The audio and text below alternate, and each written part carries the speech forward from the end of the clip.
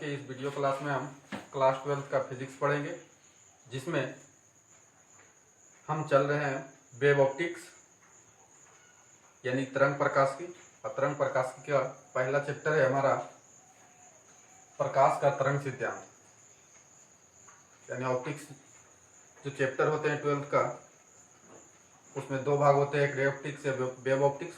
तो ray optics complete हो चुका है, तो वेव ऑप्टिक्स यानी तरंग प्रकाश में 3 चैप्टर आते हैं। उसमें हम पहला चैप्टर पढ़ रहे हैं कि प्रकाश का तरंग सिद्धांत, वेव थ्योरी ऑफ लाइट। और इसमें ये जो टॉपिक है हमारा आज का जो टॉपिक है यह है कि हाइजेंस का द्वितीय तरंगिका सिद्धांत क्या है, इसके आधार पर प्रकाश के परावर्तन या अपवर्तन के नियमों की व्याख्या करें। ये एक बहुत इंपॉर्टेंट टॉपिक है जो 2021 एग्जाम में 100% देगा। एकदम समझ जाइए कि कॉन्फिडेंस से हम इस क्वेश्चन को कंप्लीट करिए और ये 5 मार्क्स आपको आसानी से मिलेंगे। ये एक बहुत इंपॉर्टेंट क्वेश्चन है। क्वेश्चन आपको इस रूप में भी दे सकते हैं। क्वेश्चन ध्यान से समझ लीजिए कि कैसे कैसे दे सकते हैं। क्वेश्चन आपको दे सकते हैं कि हाइजेंस का द्वितीय तरंगिका सिद्धांत क्या है। अगर सिर्फ इतना ही पूछे आपसे कि हाइजेंस का द्वितीय तरंगिका सिद्धांत क्या है, तो सिर्फ हाइजेंस के द्वितीय तरंगिका सिद्धांत का आंसर देना है। तो उतना पूछेगा तो आपको 2 ही मार्क के देंगे। लेकिन क्वेश्चन जब भी पूछता है तो इसी रूप में पूछता है कि हाइजेंस का द्वितीय तरंगिका सिद्धांत क्या है, इसके आधार पर प्रकाश के परावर्तन या अपवर्तन के नियमों की व्याख्या करें। 100% आपका लिखे हैं।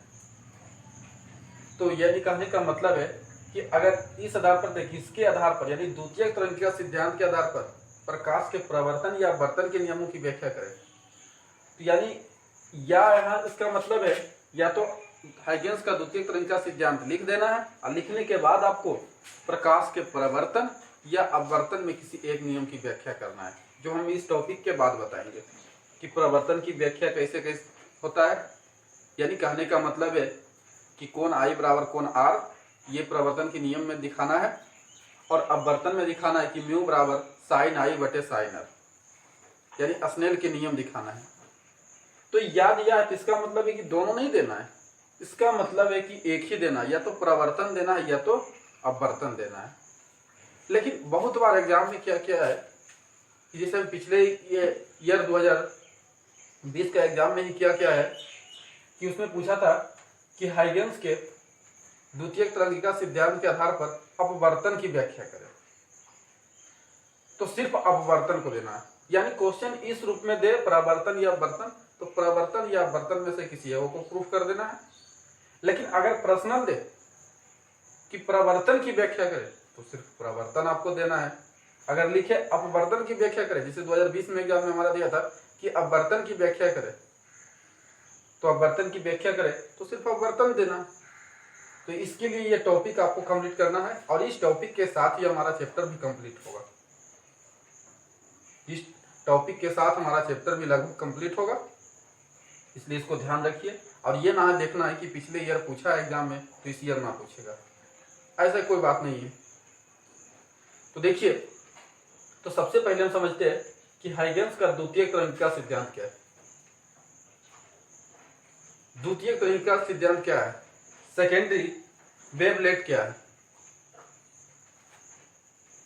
तो क्वेश्चन तो अब आप लोग समझ गए होंगे किस तरह से एग्जाम में देगा। तो देखिए, कहता है हाइजेंस के द्वितीय तरंगिका सिद्धांत के अनुसार, हाइजेंस के द्वितीय तरंगिका सिद्धांत के अनुसार प्राथमिक तरंगाग्र का प्रत्येक बिंदु,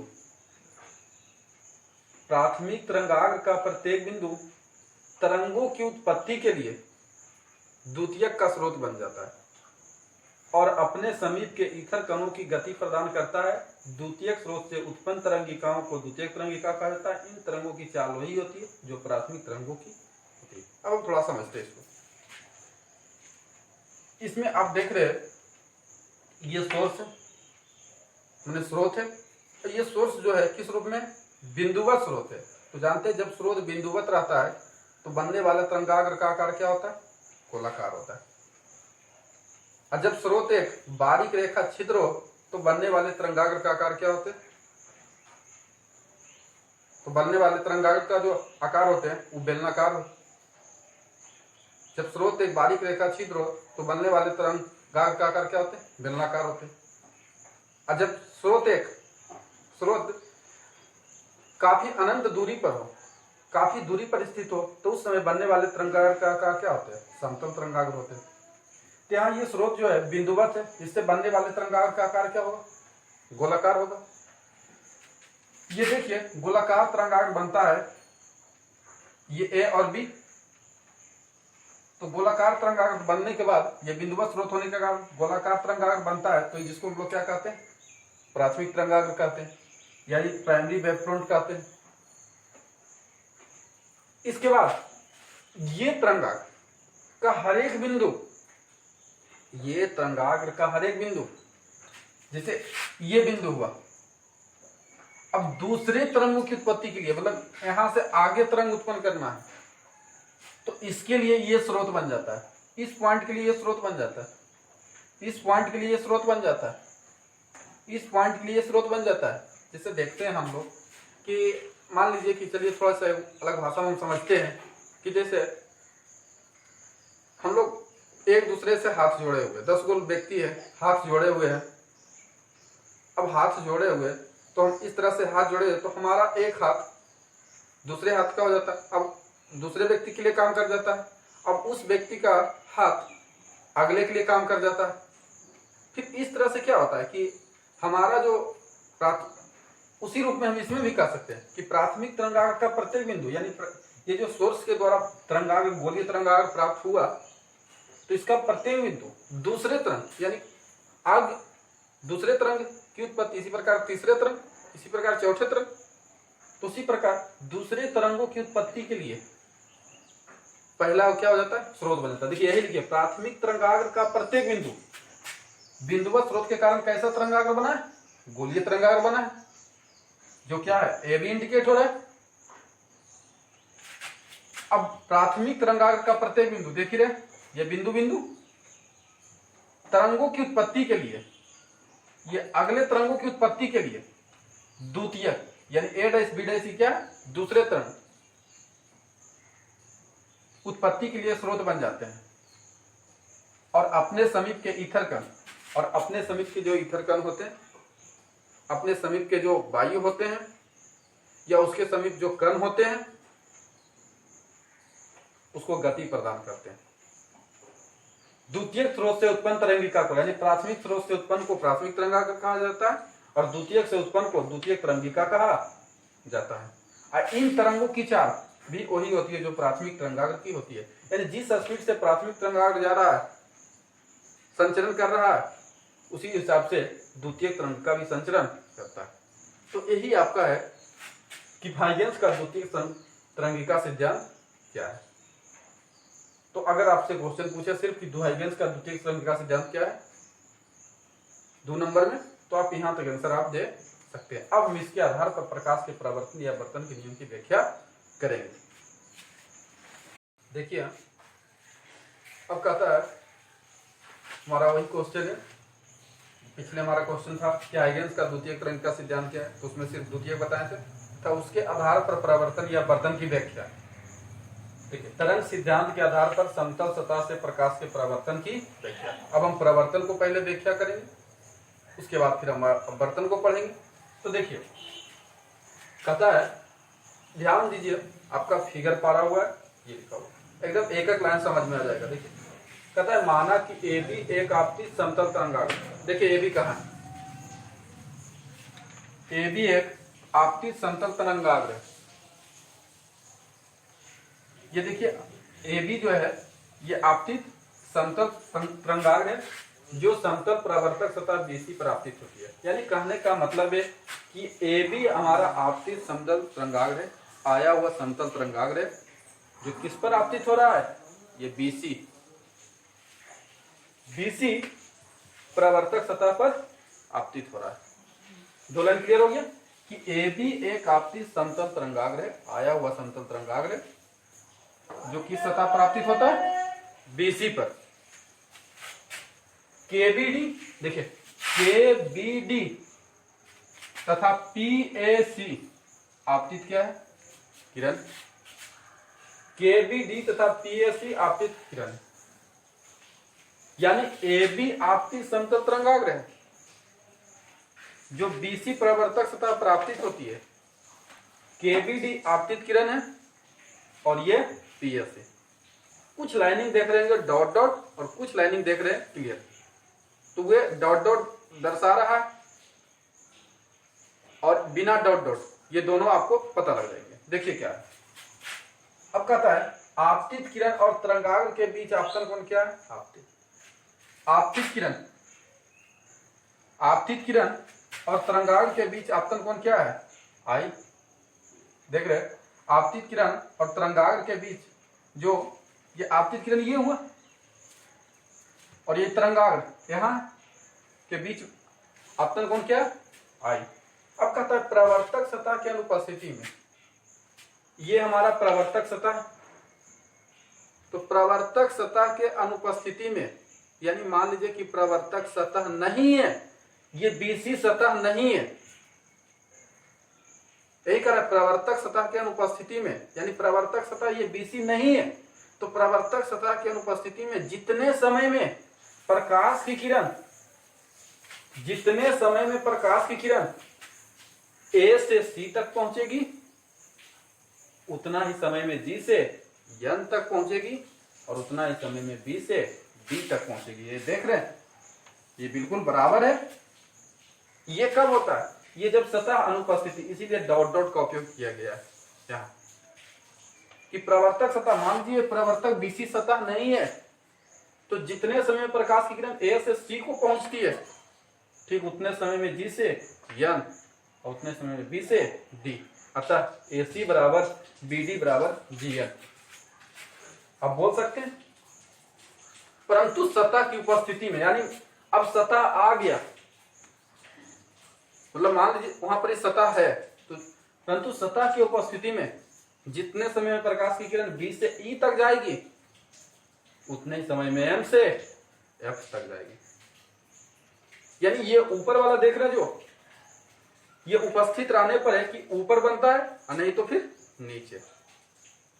तो जितने समय में सतह की उपस्थिति में बी से ई तक जाएगी, उतने समय में एम से एफ देखिए जाती है। जिसे मिलाने पर, किसे मिलाने पर? ये जिसे मिलाने, यानी ई और सी को मिलाने पर, ई और सी को मिलाने पर प्रवर्तित तरंगाग्र को निरूपित करता है। यानी ए बी जो था हमारा आपतित तरंगाग्र था, और ये ईसी जो बना प्रवर्तित तरंगाग्र बना।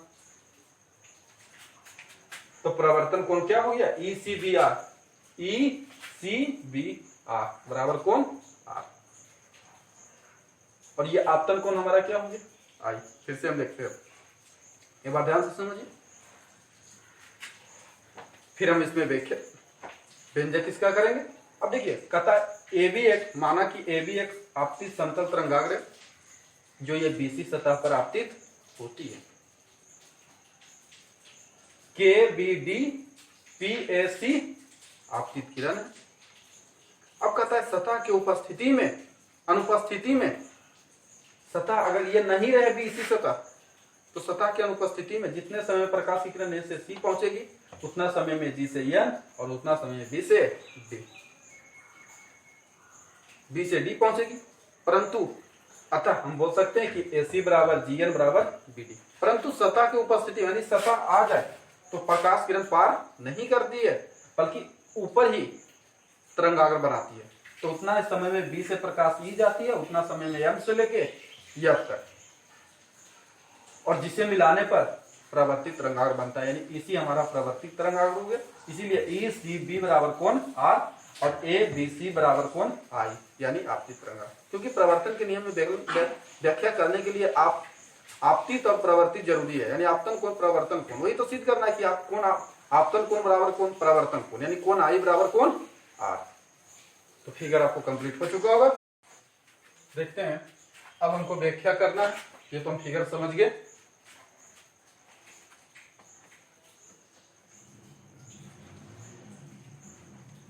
अब त्रिभुज ध्यान दीजिएगा, बी डी सी ले रहे हैं और M N C, B D C तथा त्रिभुज एम एन सी समरूप है। यहाँ समरूपता दिखाना नहीं है, बस समरूप है। जब त्रिभुज समरूप होती है तो उसकी संगत भुजा क्या होती है? समानुपातिक होती है, यानी बराबर होती है। उसकी संगत भुजा बराबर होती है, इस तरह से हम बोल सकते हैं। तो देखिए BDC ऐसे भी कह सकते हैं, BDC MNC समरूप है, ऐसे भी हम बोल सकते हैं। देखिए BDC में C आ रहा है और MNC में भी C आ रहा है, तो वाइनिष्ट हो गया एक। फिर यहाँ पर भी 90 डिग्री है, यहाँ भी कितना डिग्री? 90 डिग्री। तो जब दो जगह 90 डिग्री बन ही रहा है, और तो इस तरह से हम कह सकते हैं ए ऊपर में से त्रिभुज समरूप है। तो यहाँ समरूपता दिखाना नहीं है, यहाँ ध्यान रखना है। त्रिभुज BDC तथा MNC, हमको दो स्थिति लेना है। ये सतह के अनुपस्थिति में ले रहे हैं BDC और MNC। एक बार लेना है BEC या MFC। देखिए BDC तथा MNC में लिख सकते हैं BD बटे MN, क्योंकि जब त्रिभुज समरूप होता है तो BD बटे MN लिख सकते हैं। या इधर से भी BD तो इधर से MN। फिर देखिए इधर से भी BC तो यहाँ से क्या होगा? MC। या यहाँ से भी BC तो इधर से क्या होगा? MC। बस ध्यान देना, बड़ा लिए तो इधर भी बड़ा। ये समीकरण एक। पुनः त्रिभुज BEC और MFC, BEC तथा त्रिभुज MFC समरूप है। इसमें भी हम कह सकते हैं ये B इधर से क्या होगा? MF। यहां से भी कह सकते हैं BMF, BMF। इधर से BC तो इधर से MC, यहां से भी कह सकते हैं BC तो इधर से MC। बस दो ही को जरूरत है, दो ही को ले लिए। तो फिर ऐसे भी दे सकते थे EC MF। समीकरण दो, समीकरण एक तथा दो से, एक तथा दो से हम क्या देख रहे हैं? एक दो।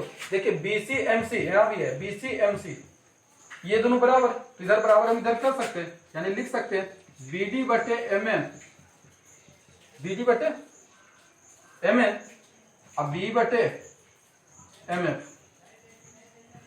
इस तरह से हम लिख सकते हैं, क्योंकि देखिए ये समीकरण एक दूसरे BC MC इधर उधर बराबर है, तो इधर उधर दोनों बराबर हो जाएगा। यानी इससे आ गया कि अब हम कह सकते हैं कि BD बराबर B, BD बराबर हमारा क्या आ गया? B, और MN बराबर क्या आ गया? MF। MN बराबर MF, ये हमारा निकला। यहां तक क्लियर हो गया होगा? अब देखिएगा, देखिए यहां तक क्लियर हो गया। अब चित्र से देख ही रहे ABC बराबर कोण आई है, ABC बराबर कोण आई, और यहां से ECB, कोण ECB बराबर क्या है? कोण R।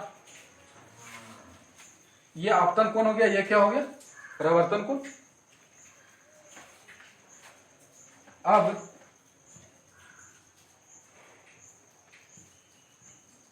कोण,